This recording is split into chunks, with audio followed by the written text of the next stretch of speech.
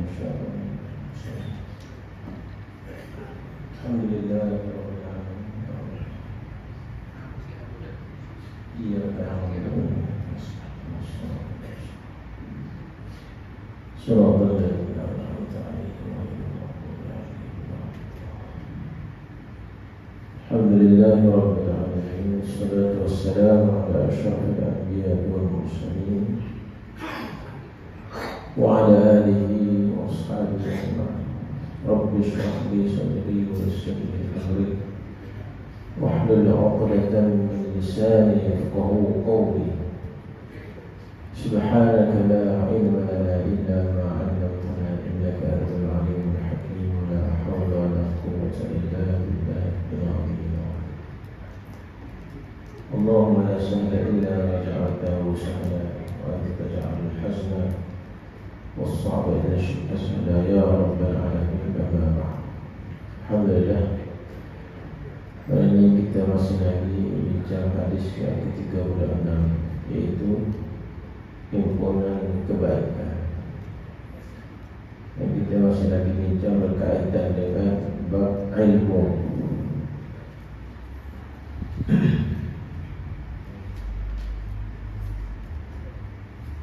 Berdasarkan kepada hadis Nabi sallallahu alaihi wasallam,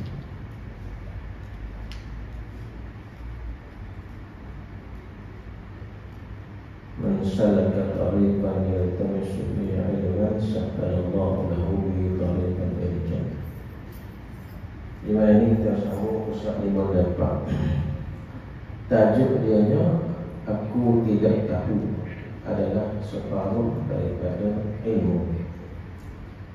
Dalam bahasa Arab dia bunyi ini, la adri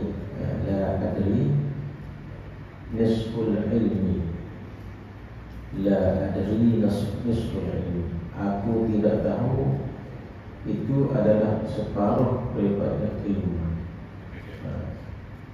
Mari kita kata aku tak tahu itu menunjukkan separuh ilmu daripada ilmu. Antara tanda-tanda keikhlasan dalam menuntut dan mengajari ilmu itu ialah apabila dia dengan rendah hati dan tidak rasa malu untuk mengucapkan aku tidak tahu mengenai apa yang tidak dia ketahuinya. Nah, ini tanda keikhlasan. Orang yang berilmu apabila ditanya kemudian dia tak tahu tentang perkara tersebut, dari dia berkata la adri, aku tidak tahu, itu menunjukkan bahawa ada sifat rendah hati dalam diri dia, sifat tawadhu. Ramai alim ulama telah ditanya tentang banyak masalah, lalu mereka menjawab bagi sebahagian masalah itu dengan jawapan aku tidak tahu, dan menjawab sebahagiannya dengan apa yang mereka ketahui.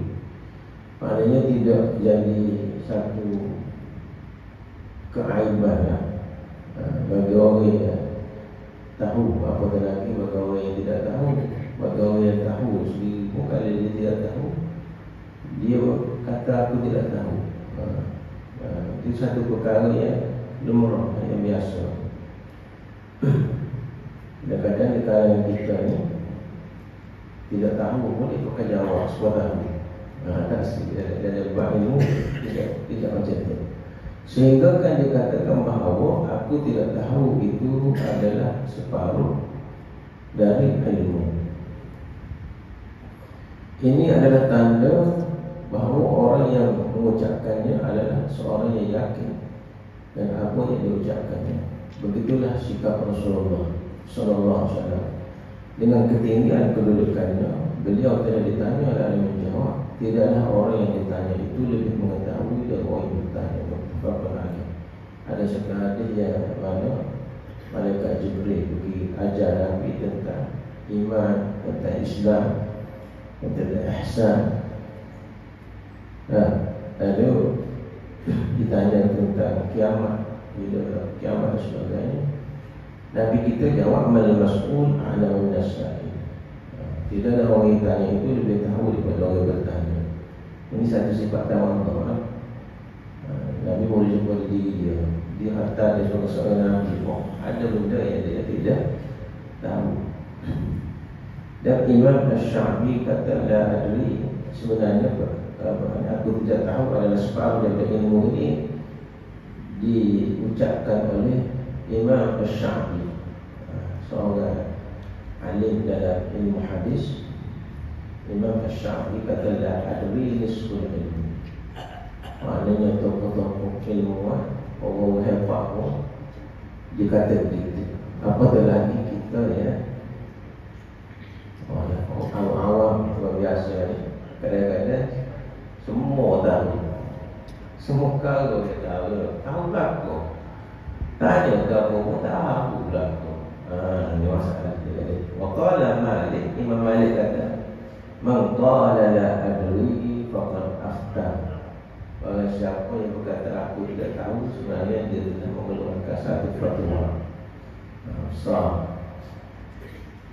Kemudian Imam Syafi'i kata, syahidtu Malikan wa qad su'ila an 48 mas'alatan faqala fi 32 min hadha adri. Imam Syafi'i pernah bersaksi, dia kata Imam Malik pernah ditanya oleh orang ramai tanya 48 masalah. Thamani wa arba'ina mas'alatan. 48 masalah, banyak masalah berkaitan dengan agama, masalah fiqh dan sebagainya. Faqala, lalu dia berkata, fi 32 minha, 32 daripada masalah tadi, dia kata la adri, aku tidak tahu. Maknanya tidak jawab semua 48 masalah tu. 32 dia kata dia tidak tahu. Maknanya dia jawab apa? Dia jawab 16 sahaja, 16 masalah. Ada main pokok kita, ditanya orang ni, dia jawab gitu. Tu dia ada di habis ada. Kata ta'ala, kau ni tak tahu, kau tu tak tahu. Ni pasal buat kita. Nah, pasal buat kita. Kalau kita kata tak tahu juga, dia kata macam-macam ni. Sepatutnya dalam bab belajar ilmu tu, berkata tidak tahu tu sebahagian boleh. Ali pula kata, man taraka qawla la adri usibat maqatiluhu. Orang yang tinggal kata-kata aku tidak tahu ni, telah apa ni, musnah dah dia, hancur dah dia. Maknanya dia telah ditimpa dengan kemusnahan, kerosakan. Manakala dia tahulah, tak ada kata tak tahu. Tapi benda kata tak tahu ni benda yang kalau bagi kita setengah air dah. Macam kita cek dulu dengan anak murid kita tanya, saya tak tahu air bodoh kala. Jadi pada segi keadaannya gitu. Benda ni perlu kita pelajari. Ulama-ulama salah dulu, orang dulu gitulah amalan dia.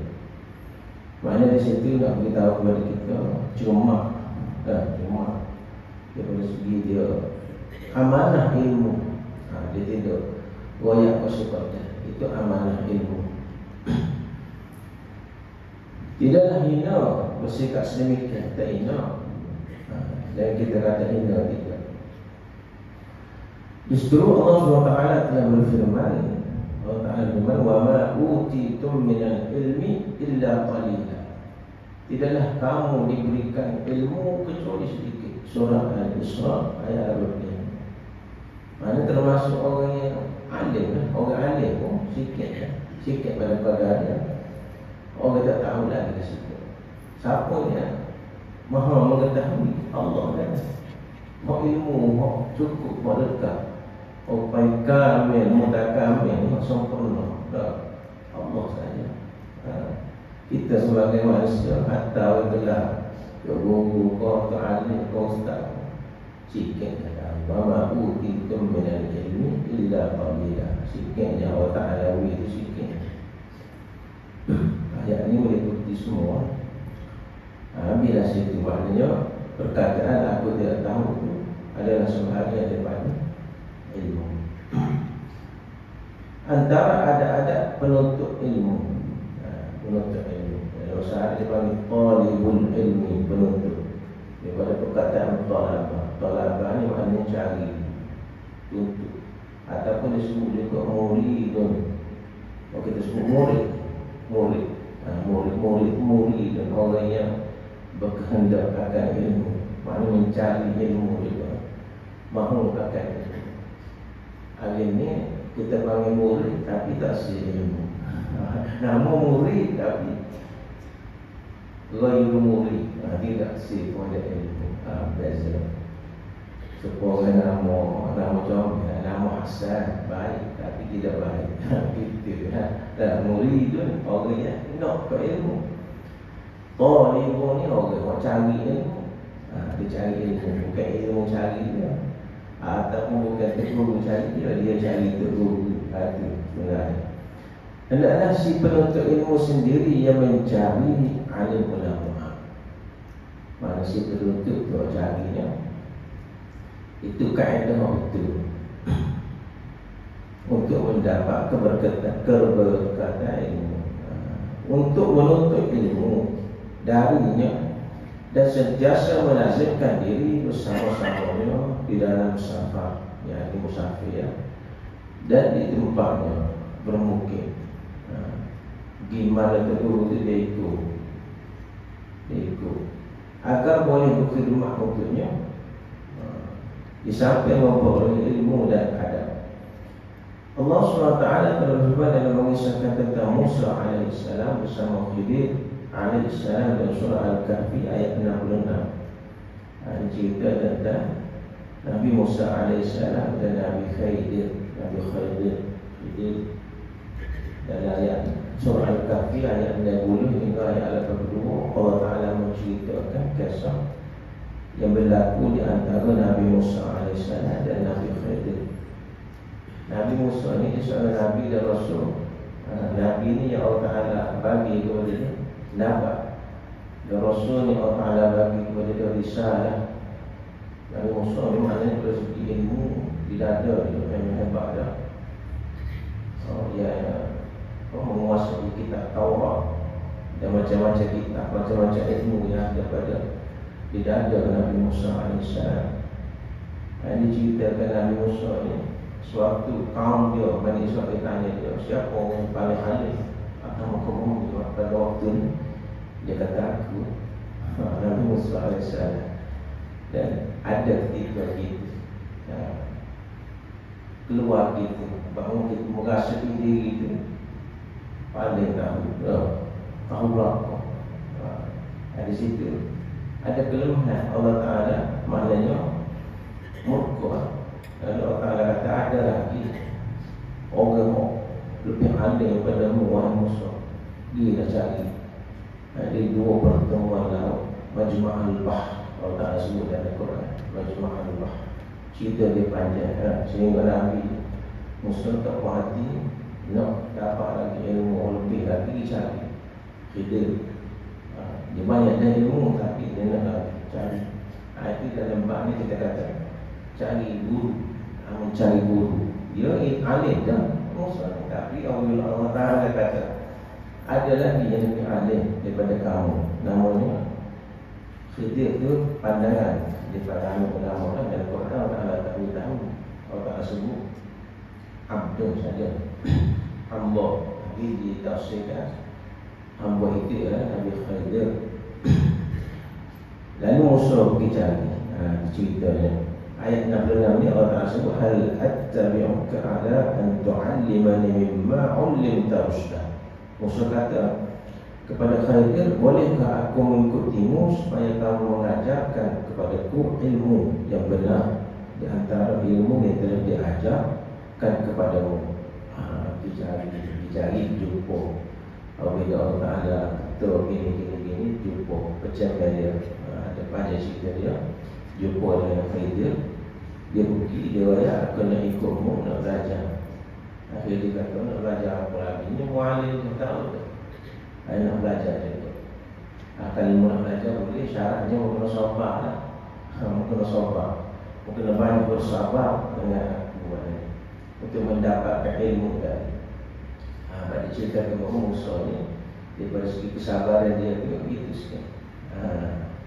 Ada kekurangan sikit. Sebab cerita dia banyak semasa dia dengan seorang pemuda.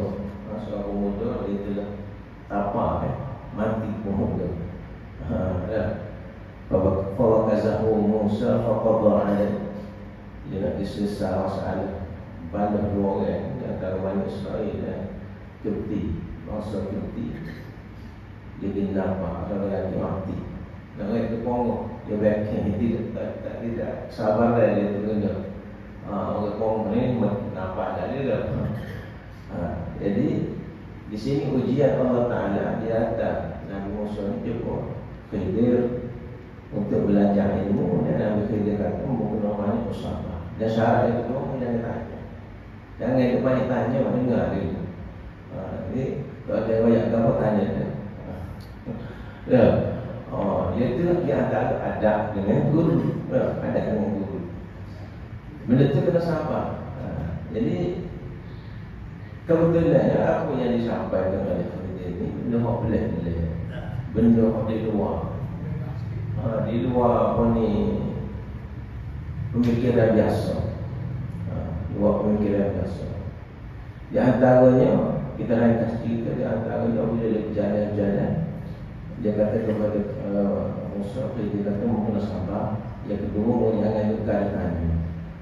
Kalau mau tak sabar dan mau tanya, maknanya gagal untuk kamu mendapatkan ilmu. Jadi mula-mula sekali dia naik bahu kan, naik bahu tu. Kemudian dia pun tepuk kapal tepuk bahu dah.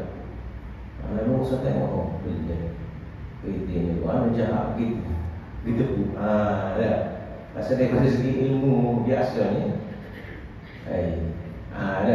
dan banyaknya ketinggian ilmu yang disebut sebagai ilmu ta'wil yang ada pada Khidir itu tinggi, yang Allah Ta'ala wili kepada dia mengatasi yang ada pada Nabi Musa.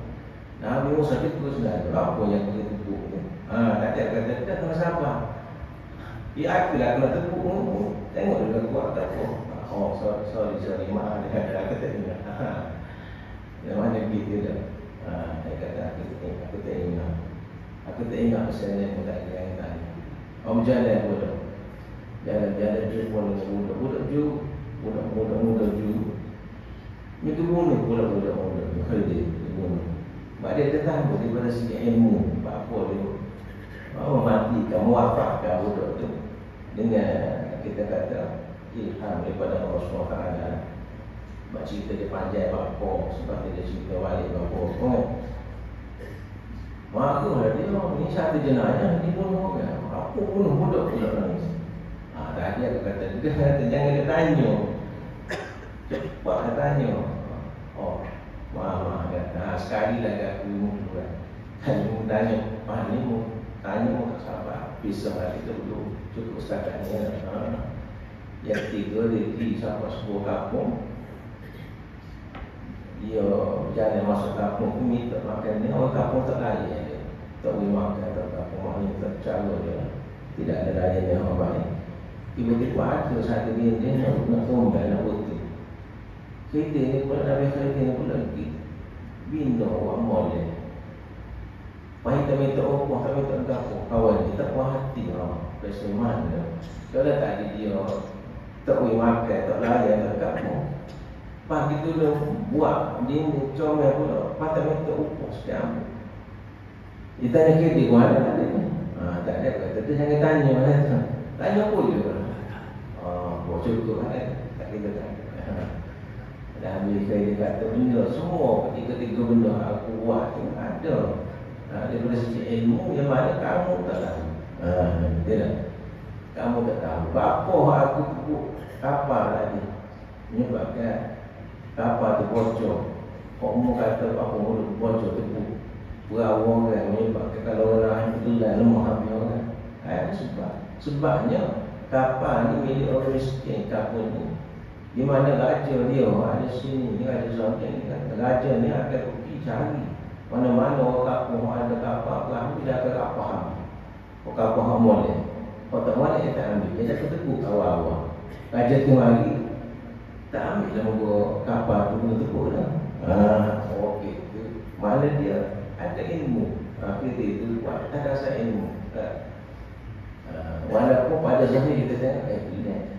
Sebab tu banyak pengajaran di sini lah. Pengajaran yang boleh kita terima, kita ambil. Maknanya kita tak boleh gaduh cepat. Orang panggil tak hukum kan. Tengok sekali tu wah selalu. Kadang-kadang ada sebab dia ada. Sebab yang mana kita tidak tahu. Yang mana benda tu kita tidak tahu. Apa di sebalik berlakunya benda tersebut. Yang kedua, dia bunuh budak lelaki tadi, pemuda tadi. Dia kata sebabnya kedua ibu bapa budak sentiasa berdoa untuk mendapat anak yang soleh. Anak soleh. Dan budak sebenarnya akan datang dia jadi anak yang derhaka.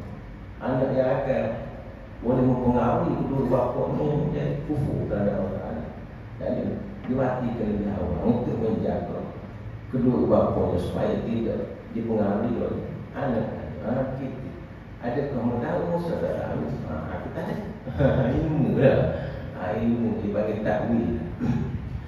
Dan yang ketiga, dinding yang diangkat kemudian dibina balik itu disebabkan dia kata ibu dinding tadi ada harta yang dimiliki oleh dua orang anak yatim. Yang mana apabila dia siapa lurus boleh urus harta, dia akan korek ambil dengan mudah, tak payah harta. Benar.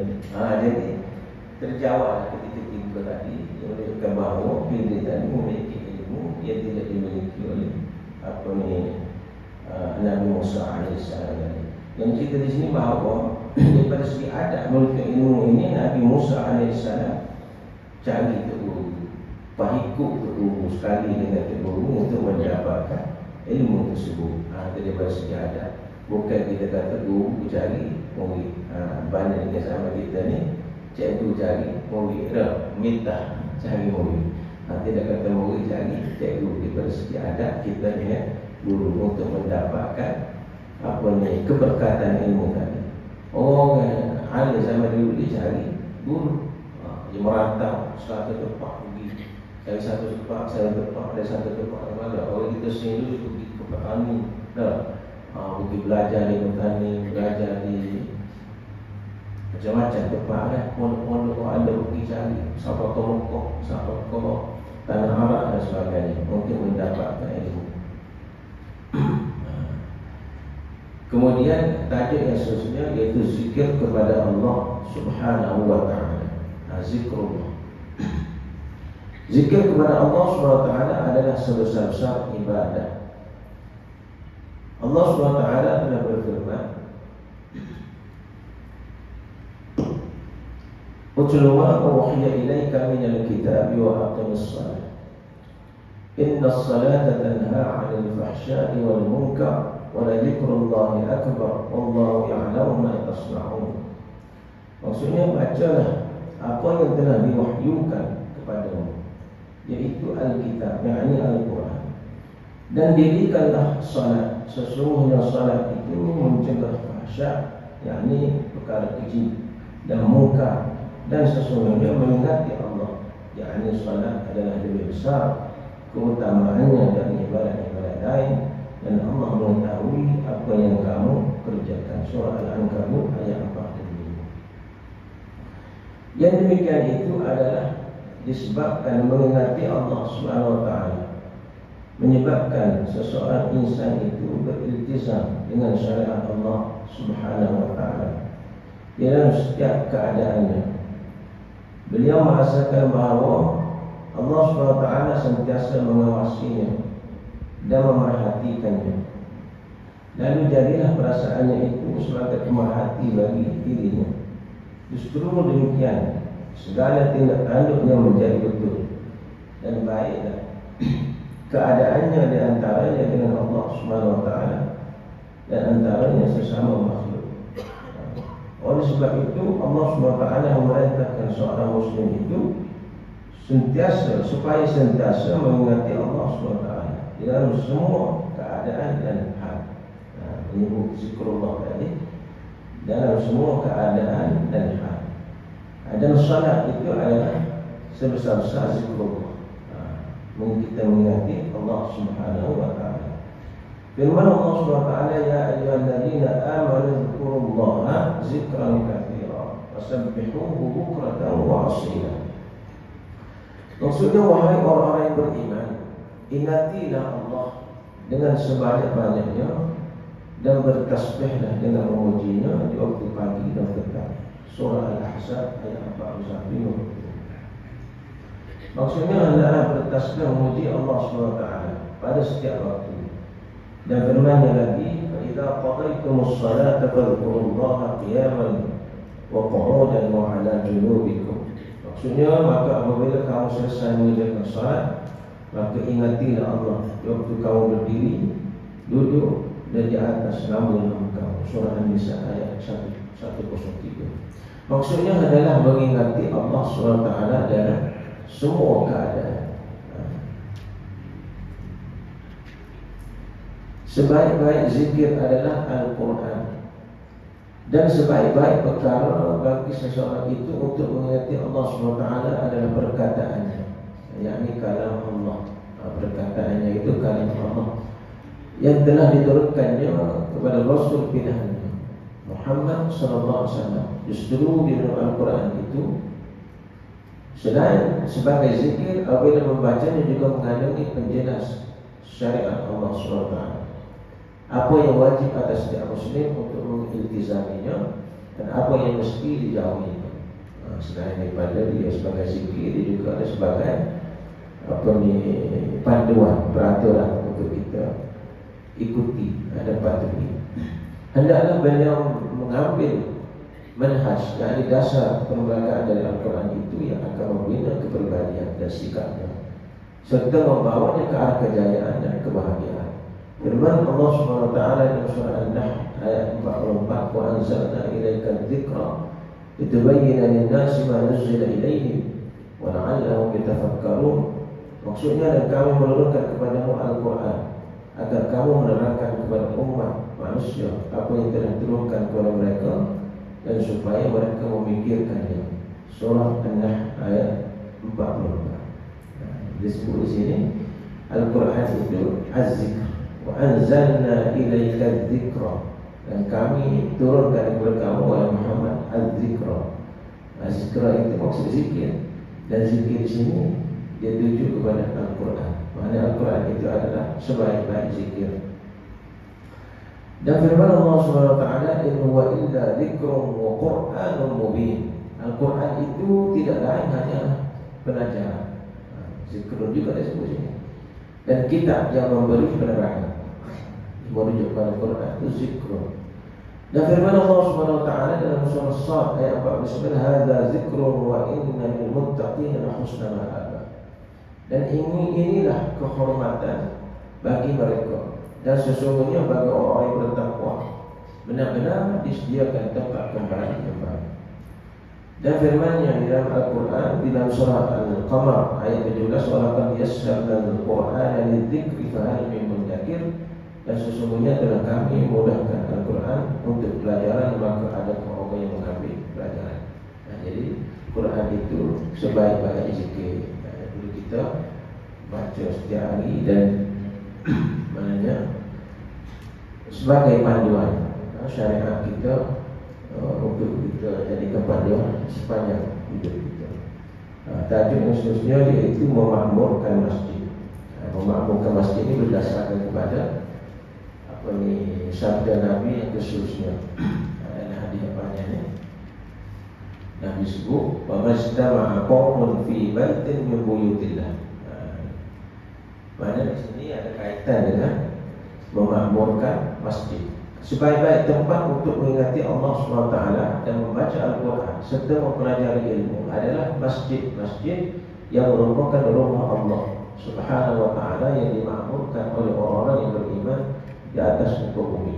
Jadi perkataan masjid itu berasal daripada asal perkataan Arab daripada sajadah. Sajadah yasjudu. Sajadah itu maknanya sujud. Masjidun ismu makan yang bermaksud tempat sujud. Jadi tempat sujud itu dia merujuk kepada masjid. Masjid itu tempat orang sujud kepada Allah SWT. Semulia-mulia tempat atau bumi ialah masjid. Sebenar-benar cara untuk memakmurkannya ialah dengan mengadakan majlis-majlis zikir dan ilmu.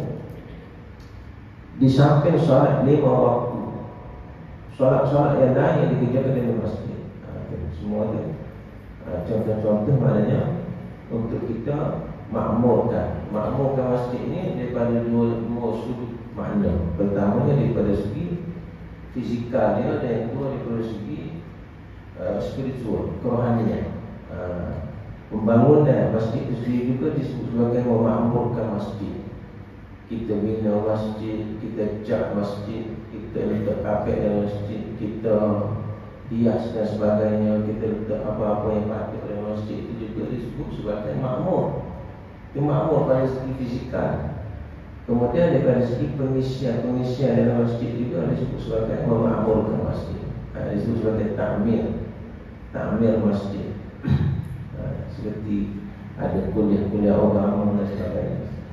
Firman Allah Subhanahu wa ta'ala dalam surah An-Nur ayat 36 hingga 38. Dan masjid juga dikenali dengan rumah Allah, Baitullah.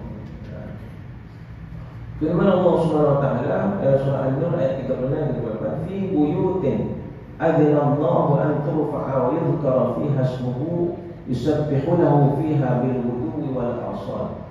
رجال لا تلهيهم تجارة ولا بيع عن ذكر الله وإقام الصلاة وإيتاء الزكاة يخافون يوما تتقلب فيه القلوب والأبصار ليجزيهم الله أحسن ما عملوا ويزيدهم من فضله والله يرزق من يشاء بغير حساب. صدق الله العظيم.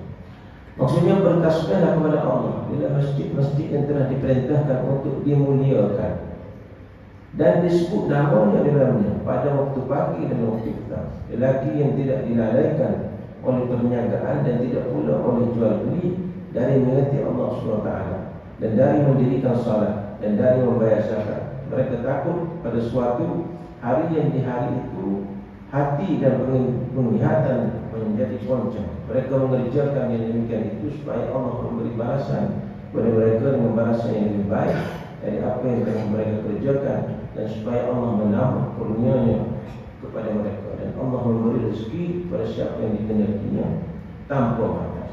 Maknanya urusan kita lah, kita semua sebagai orang beriman ini adalah kita memakmurkan masjid. Innama ya'muru masajid Allah man amana billah wal yawmil akhir. Sebenarnya orang yang memakmurkan masjid ini orang yang beriman kepada Allah SWT. Dia ada kaitan dengan keimanan kita kepada Allah Subhanahu wa ta'ala. Maknanya tidak boleh kita biarkan pada orang-orang yang sekarang beriman itu ke masjid, biasa orang malu masjid ini disaksikan dengan keimanan. Sebab Nabi pernah tanya pada para sahabat radhiyallahu anhum, nak kenal ahli syurga? Nabi tanya. Sahabat kata, nak, dia pun tunjuk kepada orang-orang yang pergi ke masjid. Mereka yang pergi ke masjid ini kita bersaksi dengan keimanan kepada Allah SWT. Orang ini adalah orang yang beriman. Itu bukti bukti zahir yang kita nampak. Orang yang pergi masjid ini adalah orang yang telah memakmurkan rumah-rumah Allah Subhanahu wa ta'ala.